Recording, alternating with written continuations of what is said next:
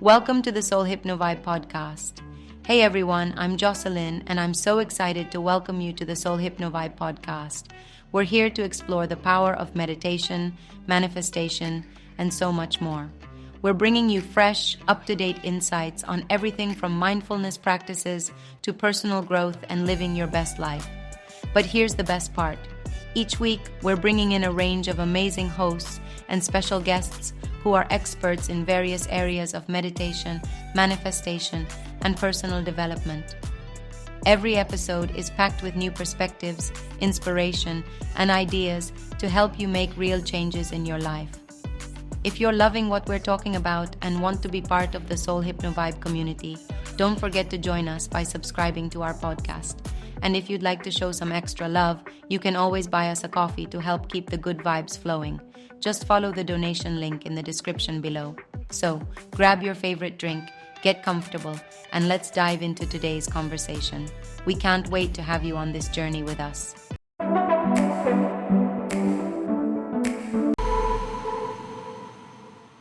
Welcome, everyone. Ready for another deep dive? Always. So today we're tackling this fascinating concept, acres of diamonds. Oh, yeah, I've heard that before. Yeah, and you know what's cool? We're not wading through mountains of research this time. We're luring in on one powerful lecture from way back in 1915 by Russell Conwell. Wow, that's pretty old. It is, right?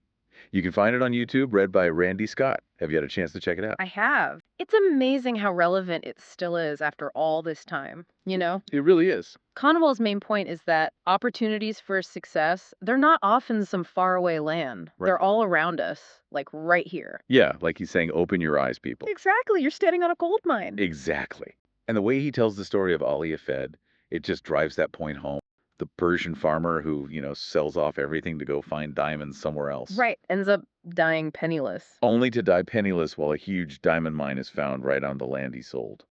Tragic. It's like Shakespearean irony, right? It really makes you think about, how we define success and how we can get so caught up chasing what we think we should be doing instead of, seeing the potential in what's already around us. Absolutely. And Conwell doesn't just tell that story and move on. No. He gives us all these real life examples of people missing opportunities. Right in their own backyard. Right in their backyards. I mean, come on, a California rancher selling his land and then boom, gold is found there. Shortly after. Like a warning sign, right? And then there's that Pennsylvania farmer, the one who unknowingly blocked a fortune in coal oil for 23 years. Oh, yeah, I remember that. It's wild he knew about oil, but completely missed the signs right there on his own property. It's crazy how we can be blind to opportunities when we're not actively looking. Absolutely. And it gets even more real when Conwell talks about people you'd think would recognize opportunity, like that Massachusetts professor of mineralogy who was literally sitting on a silver deposit. In his own backyard. In his own backyard. Like, you teach this stuff. Right? How could you miss that? What do you make of that? Well, it seems like knowledge alone isn't enough, right? Okay. We have to be willing to apply that knowledge, to look at our surroundings with fresh eyes Yeah. and consider possibilities that might not be obvious right away. It's about being curious and willing to challenge our assumptions about where opportunity might be hiding. He's not just telling stories, though. He's really digging into why people miss these chances. Yeah, he analyzes it. What really stood out to you about that part of the lecture? Conwell believed that it often comes down to a lack of awareness Okay. of local needs and what people want. We get so caught up in the global world that we miss the gaps we could fill right here. In our own community. Are we so busy chasing the next big thing Yeah, that we miss the smaller, more sustainable opportunities that are right there in front of us? absolutely. And he also tackles this idea that capital is the key to success. Yeah, which, we often hear. Right, money isn't important. Of course. But Conwell, he stresses the value of common sense and really understanding what people need. It's not about having tons of cash. Right. It's knowing how to use what you've got, both money and smarts, to meet a real need. That's where his story about John Jacob Astor comes in, right? Oh, yes. The guy who built that massive Astor family fortune by get his understanding women's fashion. He saw a failing millinery business, Yeah. and instead of just throwing money at it, he sat in a park and watched what women wanted in their bonnets. It wasn't about more capital. It was about insightful observation. Yeah, Astor's success really highlights something important about capital. What's that? It's not always about having more money, it's about knowing where to use it. Interesting. He saw that understanding what his customers wanted, those stylish bonnets, was more valuable than just pouring more money into a failing business. So the question for us becomes, Right. where could a deeper understanding of our audience, our customers, our community lead to better results than just throwing money at a problem? Exactly. It seems like Conwell's pushing us to look beyond the surface solutions and really get those underlying needs and desires. To see those needs as opportunities. Yes, instead of problems. Exactly. It's about shifting our perspective, isn't it? It is. Moving from a mindset of scarcity to one of abundance and recognizing that those acres of diamonds, they might be right under our noses. Right there. Okay, so let's dive into that a little deeper. Sounds good. One thing that really hit me in that last part of the lecture was how Conwell talked about wealth and honesty. Yeah, how they connect. It's like we almost automatically think if someone's rich, they must have gotten there by being shady. Right? Like cutting corners. But Conwell, he really pushes back on that. He seems to be saying that most wealthy people actually earn their success through hard work and doing things the right way. He argues that the majority of wealthy folks in America, they got there, honestly. They're entrusted with money and build successful businesses because they've proven themselves. Okay. Like they're trustworthy and dependable. That's a good point. It makes you question our own biases about wealth, doesn't it? It does. He even says that making money honestly is a way of, like, preaching the gospel.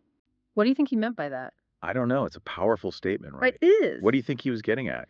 Well, Conwell believed that real success wasn't just about, personal gain. Right. It was about making society better. He saw honest wealth creation as a way to use your skills to serve others, to create value, to have a positive impact. It's almost like he's redefining what it means to be successful. Yeah, it's not just the money. It's the impact you make. He also talks about this idea that inheriting wealth is the ticket to a good life. Oh, yeah, the if I had $1 million argument. Right, like if I had $1 million, then I could really do something. But Conwell, he actually suggests that inheriting wealth could be a bad thing. Really? Yeah, a disadvantage. Interesting. He tells that story about Cornelius Vanderbilt's son, Oh, yeah, the one who refused his inheritance who refused to take any of his father's money. because he wanted to earn his own success. That's pretty impressive. It is. Conwell admired that kind of drive, He believed that real success comes from experience, Okay. from overcoming challenges and learning from mistakes. Mm. And inheriting wealth could actually rob you of those experiences. So it's not about having a safety net. Right. It's about building that resilience to bounce back from failure. And learn from it. Yeah. He even uses his own life as an example, Oh, that's right. talking about the business lessons he learned from his father's country store. It wasn't about ignoring customers or stalking whatever. It was about paying attention to what people wanted. And finding a way to provide that. And then there's that funny story about him as a boy minding the store. Oh, yeah. What was that? Customers kept asking for jackknives, and he No. kept saying no Why? because he didn't get why anyone would want one. He was missing the bigger picture Exactly. He missed a huge opportunity because he wasn't paying attention. to the actual needs of the customers. Right. It highlights how important it is to observe and be open to new possibilities. I like that.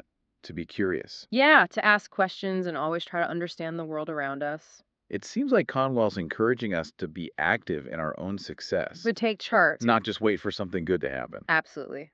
He believed we have a responsibility to create our own opportunity, to take initiative and shape our own destinies. So what does that look like in real life?